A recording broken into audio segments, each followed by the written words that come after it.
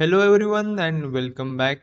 आज हम देखेंगे कि which common mistakes the new investor make in the stock market. ऐसे कौन से 5 मिस्टेक्स है जो नया इन्वेस्टर रहता है स्टॉक मार्केट में वो ज्यादातर लोग करते हैं। ठीक है, उनके बारे में मैंने यहाँ पे नोट डाउन करके रखा है। इनके बारे में अपन डिटेल में देखेंगे कि ऐसे इनमें क्या चीजें रहती है कि एक नए इन्वेस्टर ने अवॉइड करनी चाहिए ताकि उसकी स्टॉक मार्केट की जो जर्नी है वो एकदम स्मूथ हो एंड वो एक अच्छा इन्वेस्टर बन पाए।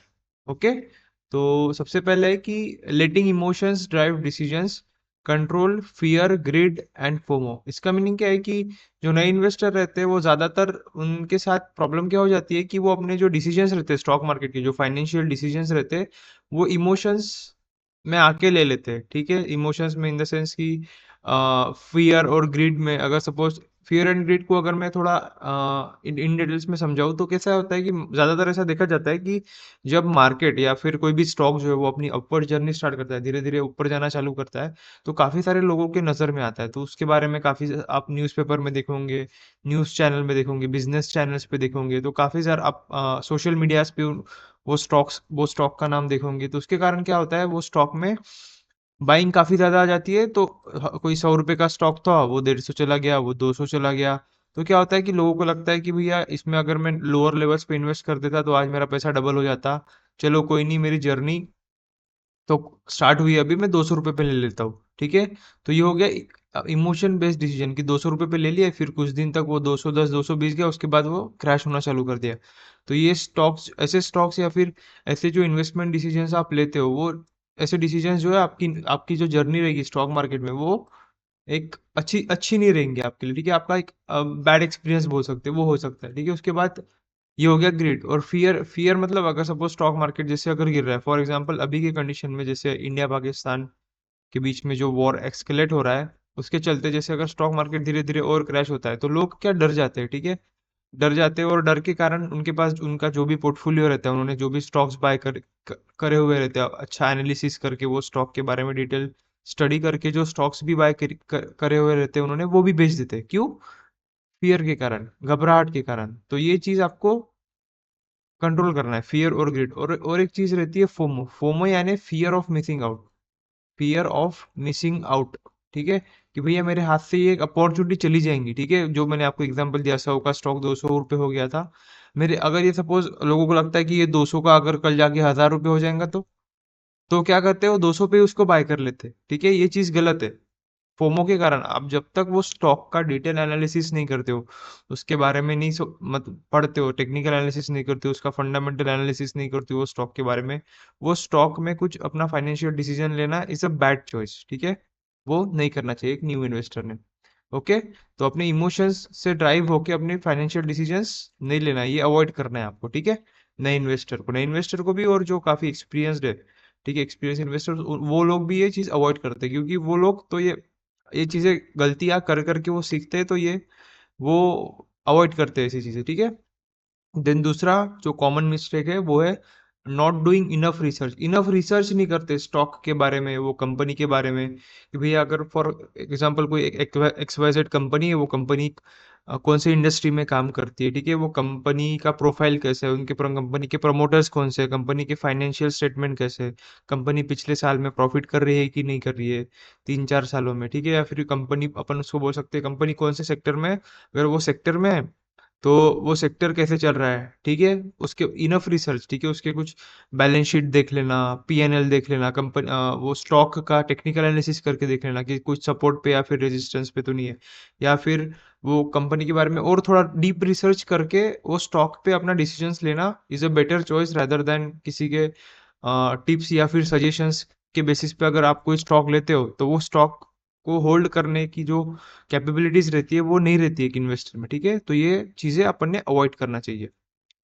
इनफ रिसर्च नहीं कर रहे हैं अपन, तो हो सकता है वो स्टॉक अगर वो 100 का अगर 1000 रुपये भी जाने वाला होगा, फॉर एग्जाम्पल ले रहे हैं अपन, तो वो स्टॉक को होल्ड करने की आपकी कैपेसिटी नहीं रहेगी। ठीक है, जब तक आप खुद का एनालिसिस नहीं करोगे, किसी के दूसरों के भरोसे मतलब रहोगे, उनके टिप्स लोगे या फिर सजेशंस लोगे, कोई भी न्यूज़ चैनल रहो, फॉर एग्जाम्पल कोई भी चीज़ रहो, ठीक है, तो वो आप में तो कॉन्फिडेंस नहीं रहेगा वो स्टॉक को होल्ड करने का। ठीक है, तो ये चीज़ याद रखना। ठीक है, अपना इनफ रिसर्च करने के बाद ही वो स्टॉक में अपना पोर्टफोलियो धीरे धीरे धीरे बिल्डअप करना, ये भी नहीं कि एक साथ ही बिल्डअप कर लेना, ठीक है, वो भी चीज गलत करते हैं काफी लोग, ठीक है। देन थर्ड चीज जो हो गई, failing to diversify.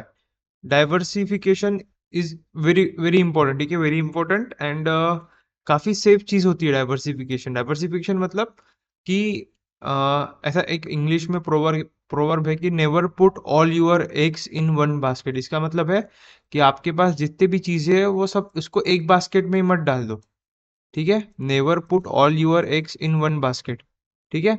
Diversification, diversification कैसा होता है, एक आइडियल डाइवर्सिफिकेशन कैसा हो सकता है कि एक थोड़ा सपोज अपन फॉर एग्जांपल लेते हैं कि एक रिस्क एवर्स पर्सन है, मतलब उसकी रिस्क टेकिंग एबिलिटी अच्छी खासी है, ठीक है। अब रिस्क टेकिंग एबिलिटी अच्छी खासी है तो हो सकता है अगर उसके पास 100 रुपीज हो, अपन ये एग्जाम्पल के तौर तौर ले रहे हैं कि उसके पास 100 रुपीज हो और उसको ये 100 रुपीज अलग अलग चीजों में इन्वेस्ट करके रखना है, ठीक है। तो हो सकता है वो 30 to 40% हो सकता है वो स्टॉक मार्केट में या फिर इक्विटीज में इन्वेस्ट करके रखे, ठीक है।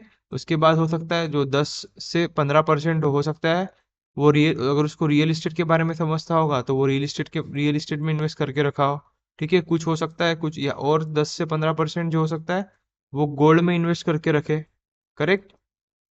गोल्ड, रियल इस्टेट, ये हो गए स्टॉक्स।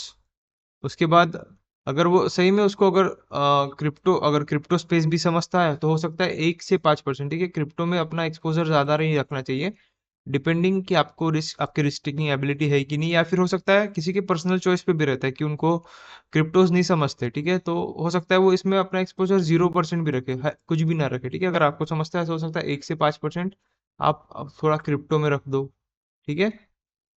क्रिप्टो हो गया, गोल्ड, रियल एस्टेट हो सकता है। उसके बाद कुछ अगर जो भी बच रहा होगा 10 से 15% हो सकता है वो आप एक इमरजेंसी फंड या फिर कैश ऐसे रखो कि सपोज अगर स्टॉक मार्केट में कुछ गिरावट आती है या फिर गोल्ड में कुछ गिरावट आती है या फिर आपको कुछ अच्छी अपॉर्चुनिटी मिल रही है, इसको अपॉर्चुनिटी फंड भी बोल सकते हैं, ठीक है। अगर आपको एक कोई अच्छी अपॉर्चुनिटी मिल रही है या फिर कुछ डील हो रही है रियल एस्टेट में, गोल्ड में, तो उसको अपॉर्चुनिटी फंड के तौर भी रख सकते हो, ठीक है। तो इसको बोलेंगे एक आइडियल डाइवर्सिफिकेशन। जितना ज्यादा आपका डाइवर्सिफिकेशन रहेगा उतना अच्छे चांसेस है कि आपका जो पोर्टफोलियो रहेगा, फाइनेंशियल पोर्टफोलियो जो भी आप बिल्ड करना चाह रहे हो वो अच्छा अच्छा खासा डेवलप होगा, ठीक है। देन उसके बाद जो मेजर एक कॉमन मिस्टेक जो करते हैं लोग, trying to time the market, मतलब मार्केट को टाइम करने का ट्राई करते हैं कि ऐसे सोचते हैं कि स्टॉक मार्केट को जब गिरने वाला होगा, क्रैश होगा, तो इसको मैं बॉटम पे बाय कर लूंगा एकदम। बाइंग पे बॉटम बॉटम पे बाइंग करेंगे और सोचेंगे कि जब ऊपर जाने वाला होगा तो मैं इसको टॉप पे बेच दूंगा, ठीक है। बॉटम पे बाय करना और टॉप पे सेल करना ये ऑलमोस्ट नेक्स्ट टू इम्पॉसिबल है, ठीक है। ये कोई नहीं कर सकता। हो सकता है आपके आपके लाइफ में, पूरे आपके इन्वेस्टर एज ए इन्वेस्टर आपकी लाइफ की जर्नी में हो सकता है आप कोई एक ऐसा, बहुत ही रेयर चांसेस है, हो सकता है आप कोई एक ऐसा, आपको आपके पोर्टफोलियो में कोई ऐसा स्टॉक हो जिसने जिसने आप जो आपने बॉटम पे बाय किया और टॉप पे बेचा, ठीक है। लाइफ में हो सकता है एक 1 in a million चांस बोल रहा हूँ मैं, ठीक है। आपने बॉटम पे बाय किया और टॉप पे सेल कर दिया, ठीक है। ये काफी रेयर होता है, ठीक है। मतलब बोल सकते हैं अगर मैं ऐसा बोलूँ कि ये इम्पॉसिबल है तो भी ये चीज सही है, ठीक है। तो मार्केट को टाइम करने का अपन नहीं सोचने का, ठीक है। अपने जब तक डीप एनालिसिस करके वो स्टॉक में अच्छा रिसर्च करने के बाद ही स्टॉक में एंटर करना, ताकि आपको कॉन्फिडेंस बना रहे वो स्टॉक को होल्ड करने का एंड उसमें पैसे बनाने का, ठीक है। उसके बाद एक कॉमन जो मिस्टेक है, एकदम में मोस्ट इंपॉर्टेंट मिस्टेक है, ये मेरे साथ भी काफी बार हुई है, ignoring the fees and the taxes, ठीक है। काफी सारे फीस और ट्रांजैक्शन चार्ज, जीएसटी, फिर एसटीटी, ये सब चीजें रहती है स्टॉक मार्केट में भी या फिर कोई भी आप फाइनेंशियल ट्रांजैक्शन करते हो। फॉर एग्जांपल अगर आप रियल एस्टेट में भी इन्वेस्ट करते हो तो स्टैंप ड्यूटी करके एक चार्जर रहता है, वो भी काफी ज्यादा रहता है, ठीक है। स्टैंप ड्यूटी, ठीक है। फिर अलग अलग तरीके के टैक्स हो गए, ठीक है। अगर आप एच में आते हो या फिर आप आ, आपकी जो इनकम होती है या फिर आपका इन्वेस्टमेंट होता है कुछ एक पर्टिकुलर थ्रेशोल्ड के पार चला जाता है, ठीक है, एक थ्रेशोल्ड को क्रॉस करके चला जाता है, तो हो सकता है आप पे कुछ एक्स्ट्रा चार्जेस या फिर एक्स्ट्रा टैक्सेस भी बैठ रहे हो, तो वो चीज़ को भी अपन ने ध्यान में लेना चाहिए, ठीक है। और बाकी की जो फीस रहते हैं आपके नॉर्मल ब्रोकरेज की फीस हो गए या फिर एसटीडी हो गया, ट्रांजैक्शन चार्जेस हो गया, ठीक है, या फिर बोल सकते हैं जीएसटी हो गया जो आप पे करते हो, ठीक है। इसमें भी रियल एस्टेट में भी स्टैम्प ड्यूटी में भी बाकी कुछ रजिस्ट्रेशन चार्जेस हो गए, वो सब चीजें भी आपको ध्यान में रखना है, ठीक है। ऐसा नहीं कि ये सब हो सकता है, ये सब चीजें जब ध्यान में रखोगे और इसके बारे में, या फिर आप अगर सपोज म्यूचुअल फंड में भी इन्वेस्ट कर रहे होंगे तो म्यूचुअल फंड में भी कुछ चीजें रहती है, एक्सपेंस रेशो करके एक चीज रहती है, ठीक है, फिर एग्जिट लोड करके एक चीज रहती है, एग्जिट लोड। तो ये सब क्या हो गए, ये सब अलग अलग तरीके के चार्जेस हो गए, फीस हो गए, ठीक है। Exit load, expense ratio, expense ratio तो एक पर्टिकुलर म्यूचुअल फंड का रहता है कि उसमें एक्सपेंस रेशियो, एग्जिट लोड करके एक चीज रहती है जो म्यूचुअल फंड में जो लोग इन्वेस्ट करते हैं उन्होंने एक ध्यान में लेना चाहिए, ठीक है। तो अगर आप सब ये सब चीजें अगर अवॉइड करना चालू स्टार्ट कर दोगे, ठीक है, ये सब मतलब जाल है, ये जब जाल में आप अगर फंसोगे नहीं तो काफी ज्यादा प्रोबेबिलिटी और चांसेस है कि आप अपनी जर्नी जो रहेगी स्टॉक मार्केट में वो आपकी जर्नी काफी स्मूथ रहेंगी और आपको काफी ज्यादा कॉन्फिडेंस भी बना रहेगा उसमें, ठीक है। एंड आपका जो खुद का जो वेल्थ रहेगा उसको काफी एक्सपोनेंशियल एक्सपोनेंशियल तरीके से आप उसको ग्रो कर पाओगे। ओके, अगर आपको ये वीडियो पसंद आया होगा तो share this with your all friends family members, ठीक है, एंड ऑल योर रिलेटिव्स जो अपनी जर्नी स्टॉक मार्केट में स्टार्ट करना चाह रहे होंगे, ताकि वो अपनी ताकि वो अपनी जर्नी में ये सब मिस्टेक्स ना कर पाए।